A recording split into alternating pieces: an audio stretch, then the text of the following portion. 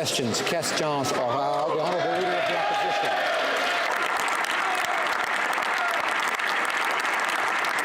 Mr. Speaker, so far, everything to date that the former Attorney General has said about this corruption scandal has been proven to be true. And everything the Prime Minister has said, from claiming that he never put pressure on her to that she never came forward with her concerns, has been proven to be false. So why does telling the truth get you kicked out of the Liberal Party? Right Honourable Prime Minister. Everyone in this place knows that being a member of a caucus comes with both rights and responsibilities, and part of that responsibility is around trust. I had extensive conversations with members of our caucus who informed me that they felt the trust was broken. I reflected on it. We worked with the two individuals in question and made the determination that maintaining trust so we could continue to work on the big things that matter to Canadians, whether it's reconciliation, whether it's protecting our environment or growing the economy for the middle class, meant that we would move forward together. The Honourable Leader of the Opposition. Order. Mr. Speaker, to date, everything the former Attorney General has said about the PM's corruption scandal has proved true, and everything the Prime Minister has said has proved false. So why is the Prime Minister continuing to say things that he knows to be untrue? The Right Honourable Prime Minister, as everyone knows here in this House, being a member of a caucus comes with rights and responsibilities, and that is why I listened to what our caucus members had to say, and we knew that this trust that should be within a caucus was essential if we want to continue to fight for things that are important, whether it's fight against climate change or having a strong economy for everyone.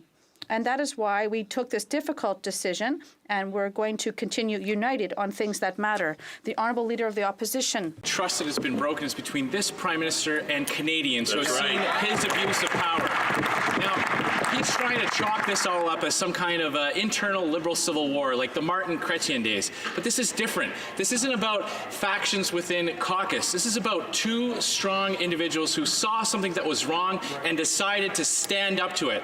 So why does speaking truth to power disqualify you from sitting as a Liberal? The Right Honourable Prime Minister. Take no lessons from the Conservatives on the matter of strong leadership. We have 18 strong women members of Cabinet who lead every day on the big issues that matter to Canadians, from our place in the world to investing in resources for women's organizations to bringing extraordinary young women to Ottawa on a day like this from every corner of the country. We will continue to lead the way in a way that matters to Canadians and to this world.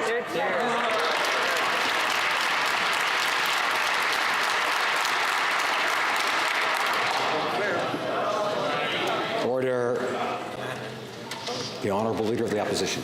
He's continuing to remove everyone who has stood up to his abuse of power and his cover-up of this scandal. That's right. Now, pressuring an Attorney General to interfere in a criminal proceeding, that's wrong. Kicking out two members of Parliament who stood up to his abuse of power, that's unconscionable. Yeah. So again, why does telling the truth get you kicked out of the Liberal Party? Hear, hear. The Right Honourable Prime Minister. What has been obvious for a number of weeks now is the Conservatives will go to any ends to avoid talking about the budget, to avoid talking about climate change, to avoid talking about the things that matter deeply to Canadians. We are proud that in our last budget we invested significantly in women's organizations across the country. We put a program forward so first-time home buyers can actually get into their home ownership sooner. We've moved forward on significant measures to fight climate change. We will continue to focus on the things that matter to Canadians, even if the Conservatives stay focused on us. The Honourable Leader of the Opposition. First of all, Mr. Speaker, standing up for the independence of our rule of law is important to every single Canadian. And the Prime Minister needn't worry.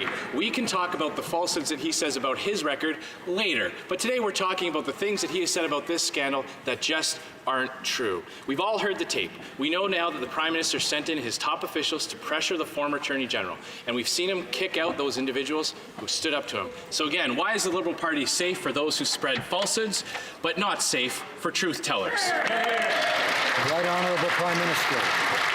I would be careful about throwing stones about falsehoods when I'm sitting in the official opposition's chair.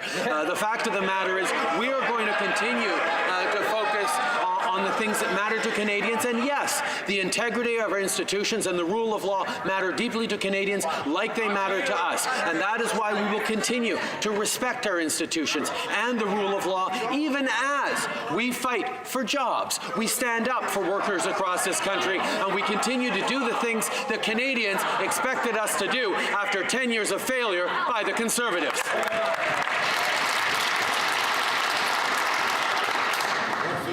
The Honourable Member for Burnaby South. Thank you, Mr. Speaker. When the member for Timmins James Bay and I visited Grassy Narrows, we were devastated by the impact of mercury poisoning on young people and on the community. Now, reconciliation is not just in words, it's in actions. When Indigenous activists raised concerns about the mercury poisoning in Grassy Narrows, the Prime Minister responded by making a joke at their expense. Mr. Speaker, that's not leadership. Will the Prime Minister commit today to going to Grassy Narrows, meeting with the community that's suffering with mercury poisoning, and meet with the leadership and commit to action? The Right Honourable Prime Minister. Speaker, I apologize and apologize again for the comments I made. They lacked respect. They were unacceptable. We know that the situation in Grassy Narrows has been dire for a long time. That is why we've committed to moving forward on building the resources for them. We've continued to work in partnership with the province that holds a significant area of responsibility in this matter to ensure that we are supporting the people of Grassy Narrows. I'm happy to say that the Minister of Indigenous Services just had a conversation with Chief Turtle. We will continue to work with the community of Grassy Narrows on concrete solutions. The Honourable Member for Burnaby South. Mr. Speaker, the question was whether he would go there or not. He doesn't seem to answer. Monsieur le Président. Mr. Speaker, several women are on the Hill today to be encouraged to get involved in politics. The Prime Minister has sent them a clear message. If you dare to be critical or defend your principles, such as the independence of our judiciary, he will kick you out. How can the Prime Minister think he's encouraging these women with a message such as this? The Right Honourable Prime Minister. Mr. Speaker, my message for young women here today and throughout the country is that they should get involved in politics. We need their opinions. We need a great variety of opinions and perspectives in this House. We have to hear them. We won't always agree with everyone, and that is why we have this House, to have debate, to hear different perspectives. But we have to listen to each other, and we have to act according to our values. That's what we've always done, and that's what we are doing. The Honourable Member for Burnaby South. Mr. Speaker, the Prime Minister also sent the same message to several young people who had hoped that politics would be done differently. For this Prime Minister, having the courage to put the interests of Canadians before those of their party is not possible. Why is he kicking out women who defend their principles, which go before any political party? The Right Honourable Prime Minister. I agree entirely, Mr. Speaker, that the interests of Canadians go before those of political parties, and that is exactly why we are focusing on reconciliation, on economic growth, on gender parity, on investment in communities throughout the country, on pharmacare plans. We're doing this for our communities. We're investing in infrastructure. We're acting for Canadians instead of playing politics, Mr. Speaker. For Burnaby South. Today, hundreds of determined young women are in the House with Daughters of the Vote. And I've spoke with them about the importance of getting involved and running for office. But what have they seen this week? They've seen women speak truth to power and then get shown the door. Mr. Speaker, what message is the Prime Minister sending to Canadians, particularly to young women, when he kicks out former cabinet ministers just for doing the right thing? Hear, hear. Right Honourable Prime Minister.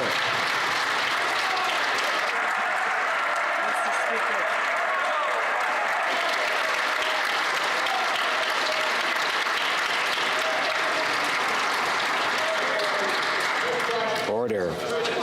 Order. The Right Honourable Prime Minister.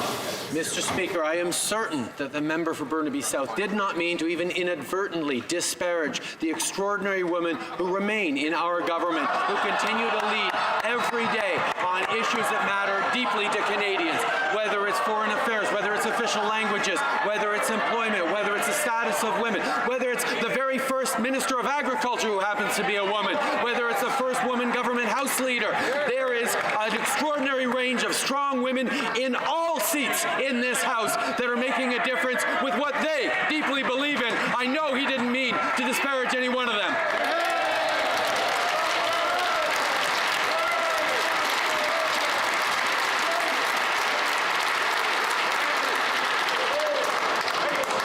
The Honourable Order. The Honourable Leader of the Opposition. Mr. Speaker, during his press conference on February 15th, the Prime Minister said that the Attorney General had the responsibility to speak up. We know that she did so. She told the Prime Minister and to the Finance Minister. She spoke to the Clerk of the Privy Council and many other people in his office to stop. How can he maintain that she didn't speak up? The Right Honourable Prime Minister. Mr. Speaker, we heard hours and hours of testimony for all the people involved in this affair, including 4 hours of testimony from the former Attorney General, who we gave her an unprecedented waiver to speak fully about this case by waiving solicitor-client privilege and cabinet confidence. We know it's important to hear all different viewpoints, and they were heard. The Honourable Leader of the Opposition. There's the Prime Minister's viewpoint, and there's the truth. Yeah. After all of that, there's still massive inconsistencies between what the Prime Minister has said and what testimony has shown. So I have a very, very simple question for the Prime Minister. When was the first time the Prime Minister spoke to the Clerk of the Privy Council after the 19th of December phone call with the former Attorney General? Honourable Prime Minister.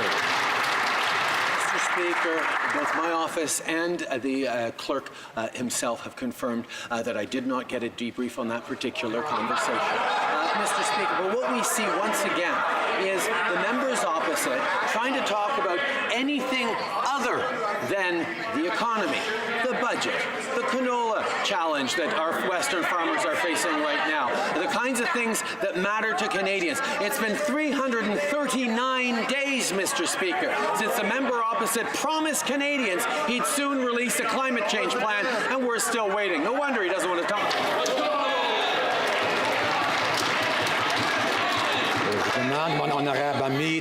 My honourable friend from Lac Mégantic Érable should not interrupt when other people have the floor.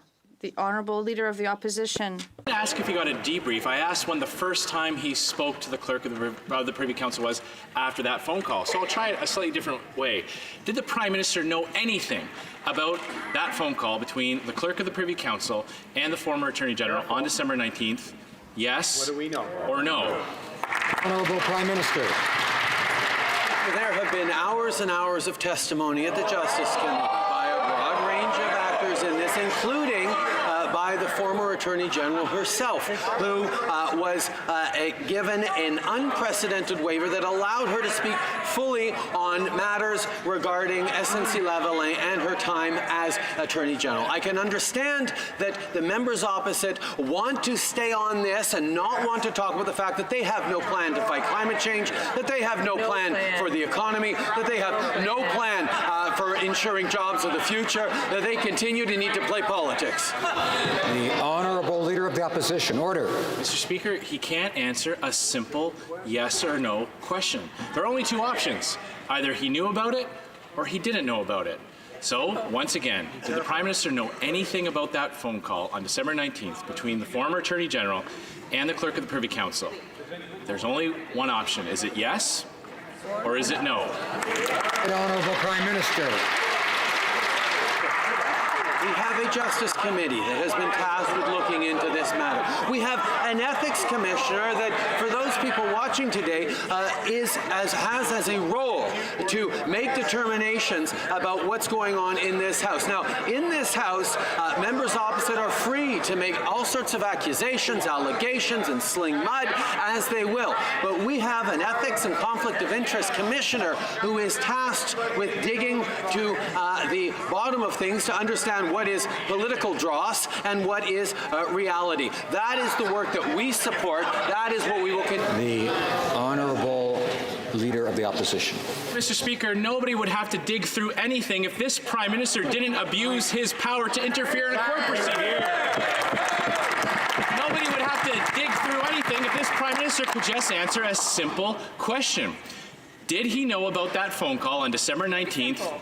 Yes or no? Honourable Prime Minister. What we have right now is a Conservative Party desperate to try and stretch out a matter that has consumed. Order. I think particularly today members should be aware of their responsibility to listen to others and to points of view they disagree with. That's vital in our democracy, as members all know, and I would ask them to show some respect for that concept. The Right Honourable Prime Minister. Right now we see a Conservative Party trying to stretch out an issue that has dominated headlines for the past weeks because they want to keep talking about anything other than the issues that matter to Canadians, whether it be a real plan to fight climate change or a budget that helps Canadians get the training they need to be able to continue in the workforce, that makes education more affordable, that helps homebuyers buy. The Honourable Leader of the Opposition. Speaker, you'll note that he just can't seem to bring himself to answer a very simple question, yes or no. And there's a reason why this is important, because from the beginning, he has always claimed that he never put pressure on the former Attorney General. In that phone call, the clerk said 4 times that the Prime Minister was, quote, firm. He also claims that he had no idea that the phone call took place and that she never brought her concerns to his office. So once again, yes or no? Did he know anything about the call before or after? It's one of those two options, yes or no. Right Honourable Prime Minister. As we have said repeatedly, as we have heard repeatedly, I was not debriefed on that conversation between the clerk and the minister. I should have spoken directly with the minister. There wasn't an opportunity to do that. I've continued to say that we know we need to work better. We need to improve our systems so that the lines of communication are better open. This has been a situation that has led to concrete changes in how we move forward. But, Mr. Speaker, again, we are continuing to move forward on the things that matter to Canadians, which include the Honourable Member for Desnethi, Mississippi, Churchill River. Indigenous people across the country want their inherent rights to be recognized. Yes. Decades of mercury poisoning in Grassy Narrows is no laughing matter. Indigenous people want to live with dignity and have a good quality of life. The Prime Minister said his comments lacked respect. What he didn't say was he lacks the will to seriously listen to Indigenous people. Enough empty words from this Prime Minister. Will he commit to visit the people of Grassy Narrows and give them the respect and attention they deserve? Right Honourable Prime Minister. Mr. Speaker, we have committed to forging a new relationship with Indigenous peoples based on trust, respect, and the true spirit of cooperation, not just empty words like the member opposite accuses us of. We have made historic investments since 2015, including advancing reconciliation in concrete ways, securing a better quality of life, improving access to safe, clean drinking water. Investments have increased by 50%, and there's still, of course, more work to do. So in Budget 2019, we eliminated eliminated barriers to quality health care and culturally relevant social supports. We're funding post-secondary. Order. I'd ask the member for Lakeland to come to order. The member for Churchill-Kiwetinoong-Askey. Mr. Speaker, the Prime Minister has shown a profound disrespect towards Indigenous peoples. He mocks protesters when seeking justice for Grassy Narrows, turns his back on Indigenous peoples, saying no to his pipeline, and now fires one of the most prominent Indigenous women in Canada for speaking truth to power.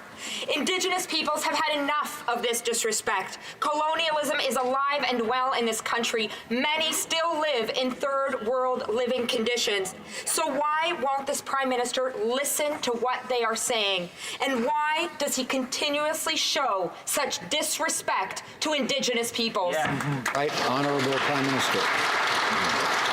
Mr. Speaker, from the very beginning, this government has been focused on partnership with Indigenous peoples. We've been focused on moving forward in ways that respect and uplift Indigenous peoples and communities, and we have been doing that with hundreds of new school projects, better access to health care, eliminating 82 long-term boil water advisories, and on track to eliminating 100% of them within the 5 years we committed to. We know there's tremendous work being done on new relationships, including new fiscal relationships, on new governance relationships. We are working forward on the path to reconciliation, but we admit there's much more. The Honourable Member for Milton. In 2002, 3 women appeared on the cover of Time magazine as Persons of the Year. They were whistleblowers.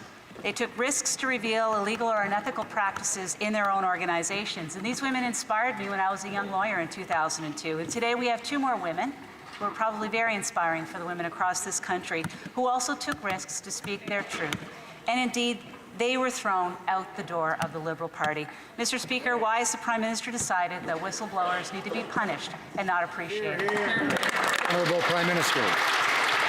Mr. Speaker, unlike the members opposite, we have always embraced a range of viewpoints and perspectives within our party. That is something that actually strengthens the Liberal Party and allows us to do a better job of listening to Canadians from coast to coast to coast and governing in a way that is inclusive rather than divisive. That is what we will continue to do. But ultimately, diversity only works if there is also trust, Mr. Speaker. And when that relationship of trust was broken within our caucus, I had to take a difficult decision, and I did.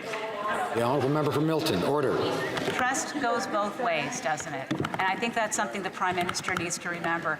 Women are quite often whistleblowers, and I'll tell you why. For many years, we were not part of boardrooms, and we sat on the sidelines of what happens in the corporate boardroom and in legislatures. And as a result, we are uniquely placed to see when ethical lapses are happening. We also do have the courage to step up and speak when we need to. The Prime Minister may believe that he has dealt with this by throwing 2 people out of the Liberal Party, but many more courageous women are here, and they're here today, and they're watching. What does the Prime Minister have to say to them? Honourable Prime Minister. Mr. Speaker, I was proud that for the first time in history, we brought in a gender-balanced cabinet, bringing in strong women from across the country to be a full part of this government. And I would very much like to hear from the member opposite if she can tell us that her party has made the commitment that if they should form government again, they will have a gender-balanced cabinet. That would be a wonderful thing, I think, to announce to the women in this room today who very much want to see a gender balance as the way forward in boardrooms, in courtrooms, and in the House of Parliament and in government.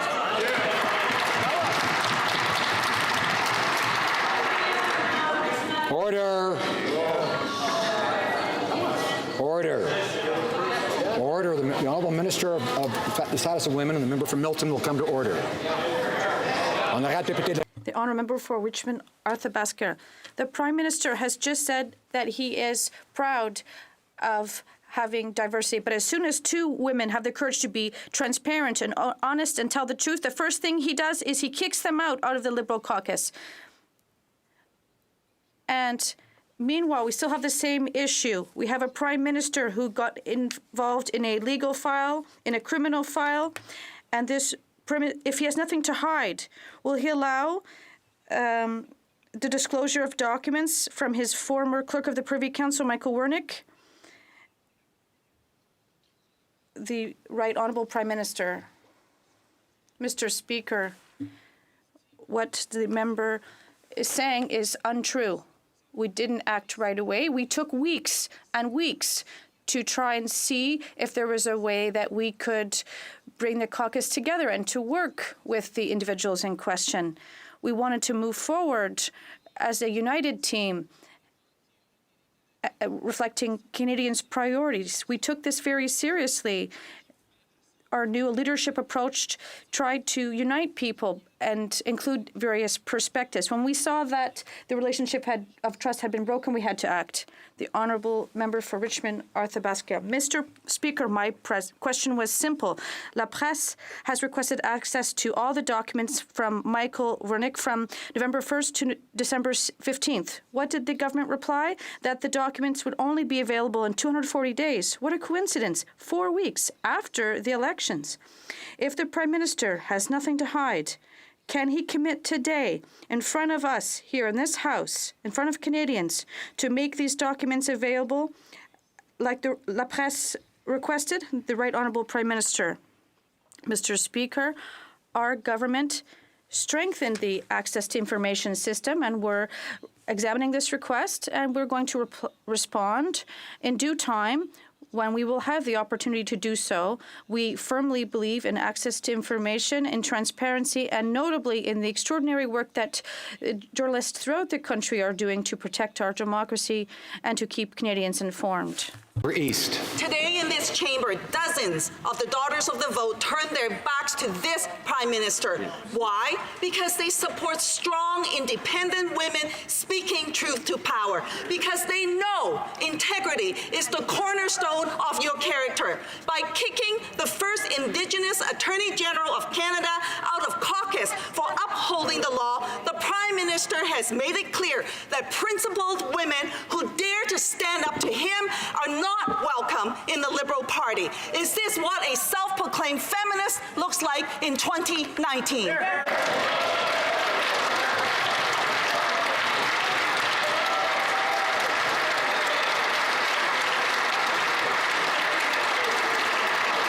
Right Honourable Prime Minister.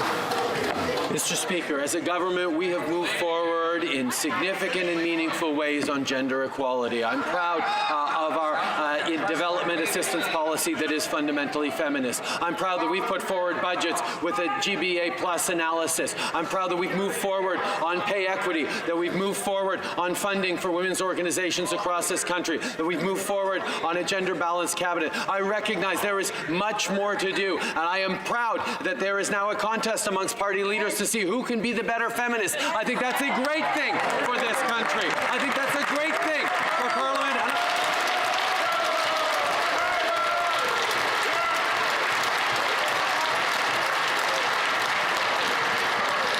The order.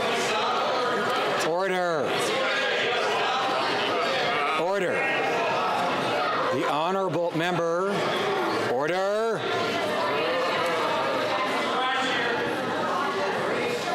Order. The Honourable Member for Timmins James Bay. Mr. Speaker, in 15 years I've dealt with all manner of Indian Affairs ministers, but the member for Markham-Stouffville was one who got things done. I worked with her on the health and suicide crisis in the north. She committed to the relocation of Kashechewan. We battled to instill Jordan's principle as the legal right, and yet to see the Liberal caucus publicly trash her reputation with words like traitor and repugnant and joined at the hip with her colleague, that's just not acceptable. She deserves better than this. Doesn't the Prime Minister understand that? Right Honourable Prime Minister. Mr. Speaker, I agree entirely with the member opposite that when he points out that we have done really big things as a government on the path to reconciliation. And a lot of it is due to the extraordinary leadership of our former Indigenous Services Minister. But he will also know that approach on reconciliation requires a whole-of-government approach. And I can highlight that every single cabinet minister in this government has been working very hard on reconciliation and is partially responsible for the tremendous advances we have made on this path. There is much more to do, and we are going to continue, Mr. Speaker. The Honourable Member for Outremont. Mr. Speaker, let us talk for a moment about how we can continue to improve the lives of our middle-class Canadians right across the country. Chez nous, dans Outremont. In Outremont, we have already invested in infrastructure projects, incredible ones. I'm thinking of the Metro Blue Line, the new campus for the University of Montreal, just to name a few. Can the Prime Minister update this House on how Budget 2019 continues to invest in Canadian municipalities and meet their needs? The Honourable Prime Minister. I'd like to thank the member for Outremont for her hard work and for her question. In Budget 2019, we're investing $2.2 billion directly into our communities and those who have shown they're most willing and able to get projects done. As the Federation of Canadian Municipalities said, this is a significant turning point for cities and communities across Canada. The Conservatives don't know what it's like to work alongside municipalities.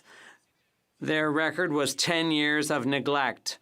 But on this side of the House, we're working together with our partners to build stronger, more sustainable communities in Outremont and all across the country. Opposition House Leader. Mr. Speaker, we know the former Attorney General was telling the truth. She was being inappropriately pressured by the Prime Minister. The tape proves it, and the Prime Minister should have finally admitted that she was right. But that's not what happened. Instead, he kicked her out of caucus. And then he sent out his Liberal MPs to smear and insult her. We even saw the Liberal member from Brossard St. Lambert accuse the former Attorney General of treason. Will the Prime Minister stand up now and have the integrity to denounce these outrageous and insulting comments? Prime Minister. Mr. Speaker, everyone on this side of the House understands that a range of perspectives and opinions is essential in representing Canadians from coast to coast to coast in their hopes and aspirations, in standing up for our institutions, and, Mr. Speaker, in standing up for their jobs. We are going to continue to do what matters to Canadians in investing in their jobs, investing in their future while defending our institutions. We will continue to do that as a strong, united team, because that's what Canadians expect. The Honourable Opposition House Leader. That's an absolutely cowardly response from the Prime Minister, Mr. Speaker. By not denouncing those comments, the Prime Minister is endorsing the smear campaign leveled against the former Attorney General and the former President of the Treasury Board. Yeah. These women are being punished for the crime of telling the truth and having the proof to back it up. Yeah. They stood up to the Prime Minister and they refused to be silent. Why did the Prime Minister punish these strong women for doing what was right, for telling the truth, and for standing up to his good old boys club? Honourable Prime Minister. Mr. Speaker, the good old boys club is gone because we have a gender-balanced cabinet in which strong women stand up every day for their constituents, for people right across the country. Now, the Conservatives can pick and choose who they want to support, what individuals they want to listen to. We listen to all voices, Mr. Speaker. We respect all voices. They are crassly exploiting a political situation for their own advantage and not thinking about the consequences on Canadians when we don't stand up for jobs, when we don't invest in opportunities for youth, when we don't support women's organizations like they... The Honourable Member for Charlesbourg, Haute-Saint-Charles. Mr. Speaker, I'd like to know what the Prime Minister thinks of these female ministers, the Minister of International Development, who said if we'd done politics like it used to be done, they would have been kicked out 2 months ago. This is why we say it's doing politics differently, unquote. The Prime Minister kicked 2 women out of his caucus because they stood up and defended their principles. Since when is firing the Attorney General for protecting our justice system a way of doing politics differently? The Right Honourable Prime Minister. Mr. Speaker, we will continue to work for the benefit of Canadians while respecting our institutions and the rule of law, and protecting jobs, and investing in our communities, and working on reconciliation, and fighting climate change. These are all things the Conservatives can't talk about and don't want to talk about because they have no plan for the environment, no plan for the economy, no plan for equality between the sexes, no plan to meet Canadians' priorities. All they can do is petty politics. The Honourable Member for Beauport. They have a plan to get rid of women. Yesterday, the Prime Minister kicked 2 former ministers out of his caucus for questionable reasons and to try to salvage his image. Following this decision, the Minister of Tourism was asked about the shaky ground the Prime Minister was standing on. And she simply said, quote, you're either loyal or you're not. Since when is telling the truth a disloyal act? The Right Honourable Prime Minister. Mr. Speaker, for weeks and weeks, we worked with the 2 individuals in question to try to find a way to move forward because we knew full well that the 2 former members of our caucus agreed on the values of reconciliation, on economic growth for the middle class, on protecting the environment. So we're still looking to move forward on those agenda items. But when there's a breach of trust, when that trust was eroded, we couldn't continue to work together as a team. I think everyone understands that. The Honourable Member for Rosemont-la-Petite-Patrie. When one gains power, you actually respect the institutions, you respect the voice for 338 ridings that was sent to Parliament, you allow for real debate and real process. You have ministers who are actually ministers of their departments, not just spokespeople for PMO. Who said that? The current Prime Minister in Maclean's magazine in October 2014. How things have changed. Yesterday, the Prime Minister ordered out 2 former ministers, 2 women who were so bold as to stand up to him. Is that how the Prime Minister sees wielding power? Obey my orders or you're out the door?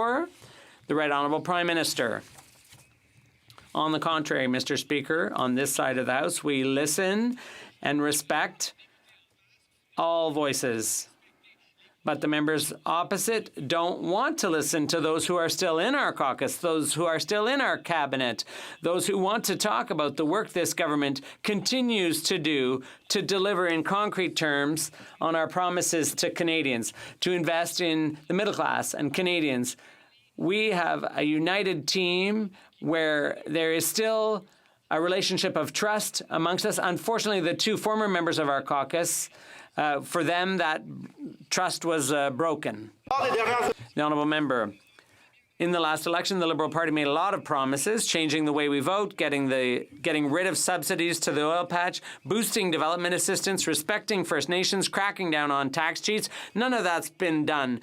But they also promised to do politics differently and to reduce the concentration of power in PMO. Today we see that ministers and members must do exactly as they're told.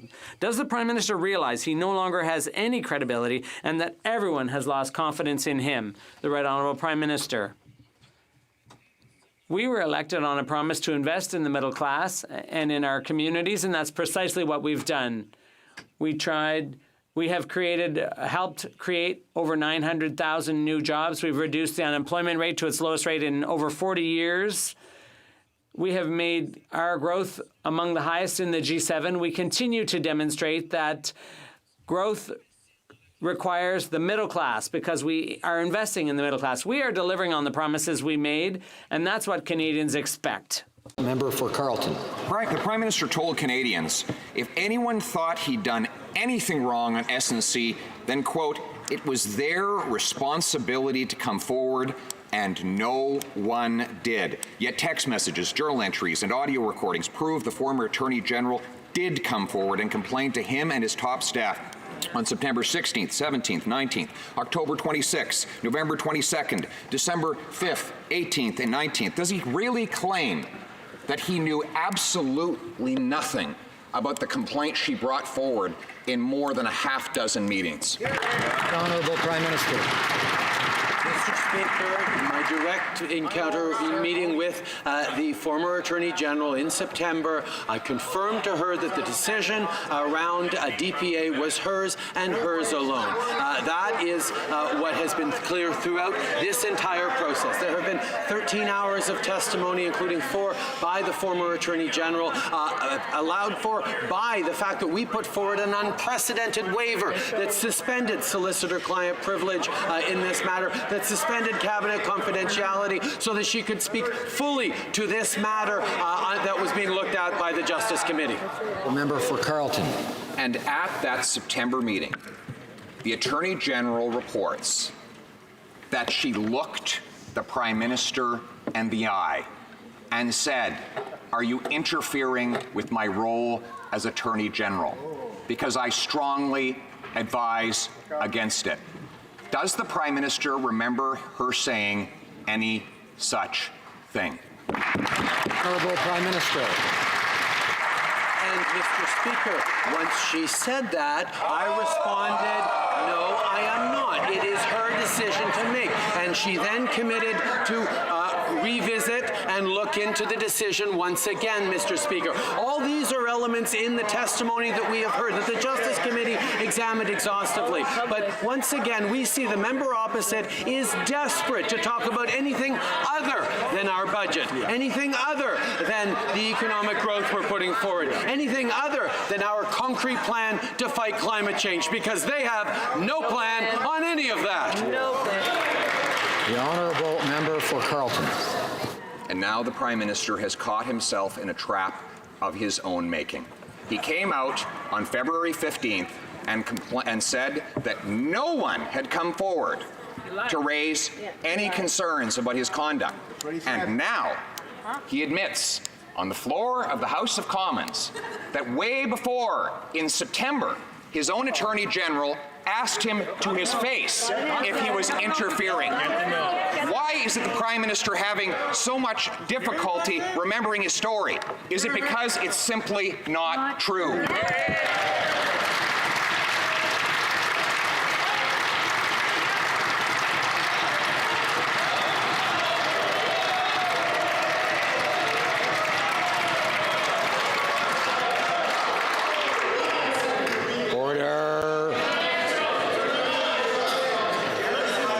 Member for Durham will come to order.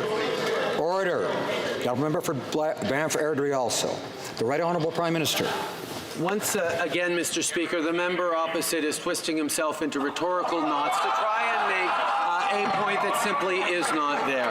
We have been crystal clear throughout this process, Mr. Speaker. We have allowed the testimonies to be heard through the Justice Committee because of an unprecedented waiver we put forward, suspending both cabinet confidentiality and solicitor-client privilege. We continue to very much stand up for our institutions and the rule of law, while always standing up for Canadians and their jobs right across the country. We will continue to do that, Mr. Speaker. Honourable member for Carleton.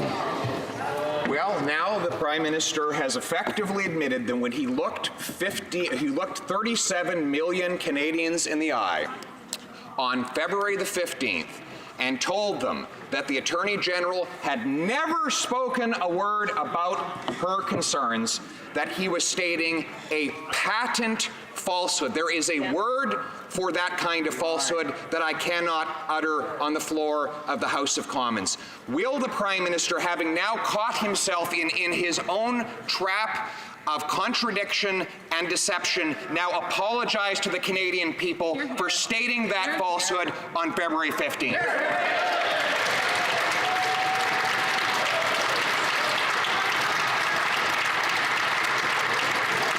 The Right Honourable Prime Minister. Order. Mr. Speaker, the member from Carleton continues to try and find inconsistencies where there simply are none. We are going to continue to work together as a government on the things that matter to Canadians, as a strong, united team that is secure in the trust of this team as we move forward. We're going to stay focused on the things that matter, while the members opposite try to clutch at straws and create political complications where there are none. We are going to stay focused on Canadians while they stay focused on us. The honourable member for Long Range Mountains. Mr. Speaker, this past Monday marked the 70th anniversary since my province of Newfoundland and Labrador joined Confederation. And since 1949, our province has made an invaluable contribution to the social and cultural fabric of our nation. We've seen some unprecedented economic growth and development. Can the Prime Minister please update this House on the details of the renewed Atlantic Accord agreement with the Government of Newfoundland and Labrador, and how this will benefit every single person in our province? Thank you. Right Honourable Prime Minister. For Long Range Mountains and and the Minister for Indigenous Services for their incredible work on securing a strong future for Newfoundland and Labrador. We were pleased to conclude the renewal of the New Atlantic Accord with the Government of Newfoundland and Labrador. We've reached a new resource sharing agreement which will create and protect good middle-class jobs. We're going to develop natural resources in the right way and will set the stage for sustained economic growth for years to come. This agreement supports a better, more secure future for generations of Newfoundlanders and Labradorians, and I want to thank everyone involved for their tremendous work. The honourable member for Aurora, Oak Ridges, Richmond Hill. Mr. Speaker, the Prime Minister sent a very clear message yesterday to all Canadians. Liberal members of Parliament are here to do what the Prime Minister says or else. The devastating cost for anyone who stands on principle and tells the truth is to be fired, humiliated, and discarded. The Prime Minister holds the highest office in the land. He must serve Canada and defend our democracy, the rule of law, and the truth. When will he start living up to the obligations of his office? Honourable Prime Minister. We spent weeks working with the former Attorney General and others to try and find a path forward to rebuild the links of trust that must exist within a team at any point for it to function. We took the time to try and find a path forward, and amid many criticisms that we needed to act sooner, we did not. We wanted to demonstrate a different way and a different approach to politics that looks for common ground, that looks for path forwards. Only when it became very clear that there was a broken bond of trust that was not going to be able to be rebuilt did we take serious. The honourable member for Burnaby South. Thank you, Mr. Speaker. Mr. Speaker, Canadians are watching. What they saw yesterday is 2 women ministers get shown the door for speaking truth to power, and now he's not willing to answer any questions about the matter. The only reason he continues with these non-answers is if the truth is even worse. Canadians deserve to know the truth before they go to the polls in October. So will the Prime Minister do what's right and call a public inquiry now? Honourable Prime Minister. Mr. Speaker, apparently unlike the member opposite, we have confidence in the work of our House committees, and we respect the work that the Justice Committee did, hearing hours upon hours of testimony, including testimony that was allowed for by the fact that we emitted a unprecedented waiver of both solicitor-client privilege and cabinet confidentiality to allow the former Attorney General and others to speak fully to the matter under investigation by the Justice Committee. That is the kind of openness and transparency that Canadians expect, and that is what we will always stand for. I'm hearing language that could be considered unparliamentary. I had asked members to be cautious about such things. The honourable member for Bay of Quinte. Mr. Speaker, this week I was pleased to see that Hastings County will be receiving more than $1.4 million to help fight homelessness. This funding is part of Canada's first ever national housing strategy, in which our government committed to reducing chronic homelessness by at least 50% over the next decade. Could the Prime Minister tell the House how the national housing strategy and reaching home, the government's redesigned homelessness partnering strategy, is helping Canada's most at-risk people find safe, affordable, accessible places to call home? Thank you. Prime Minister. I thank the member of Bay of Quinte for his question and for his hard work for his constituents. We recognize that one person living in homelessness is one too many. We announced Canada's first ever national housing strategy and made record investments in housing.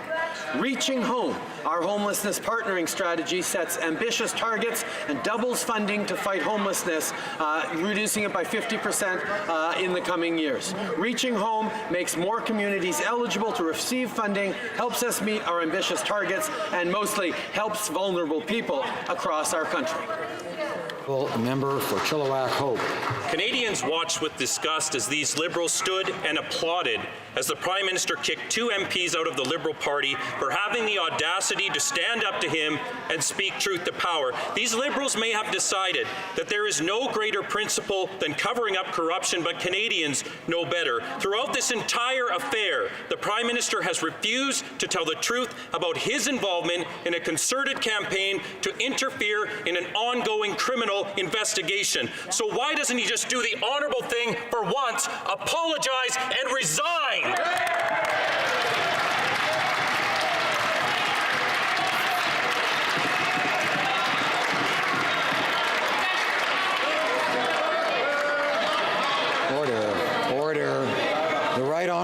Minister. Order. Mr. Speaker, about 6 months from now, Canadians will have an opportunity to go to the polls and choose what the future of their country will look like. And I suspect from conversations we've had with Canadians, they're going to be making choices around who has a better plan for the economy, who has a real plan to fight climate change, who has a plan for reconciliation with Indigenous peoples, who is going to move forward in a way that responds to their real concerns. Well, the Conservatives promised a plan to fight climate change 339 days ago and still refuse to talk about anything.